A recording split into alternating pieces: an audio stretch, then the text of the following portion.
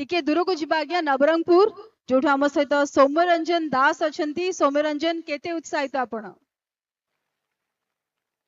समस्त को मोर नमस्कार। मु सौम्यरंजन दास नवरंगपुर जिला अंतर्गत उमरकोट ब्लॉक रे कनिष्ठ शिक्षक भाव में योगदान करने को जाऊँगी। सर मु एक शिक्षक परिवार आसी। मो बापा जड़े शिक्षक थिले, मो माँ जड़े शिक्षयित्री अटंती। पिलाटी दिनरू मो पिता माता कर्तव्यनिष्ठा और शिक्षानुराग देखी मु गभीर भाव में प्रभावित होइथिली एवं पिलाटी दिनरू ही जड़े शिक्षक होबार स्वप्न देखिथिली।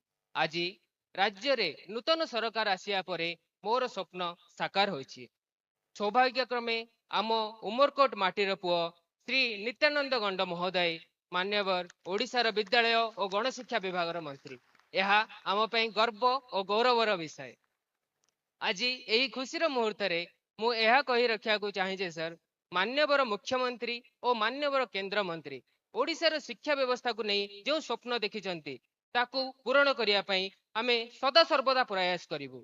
ओडिशार कुनी कुनी पिलांक मुहरे हस फुटाइबू, सेमानंकर प्रतिभा को विश्वविदित कराइबू। यह कही मु मो कथा को विराम देउछि। वंदे उत्कल जननी, जय जगन्नाथ, जय मां पेंड्राणी।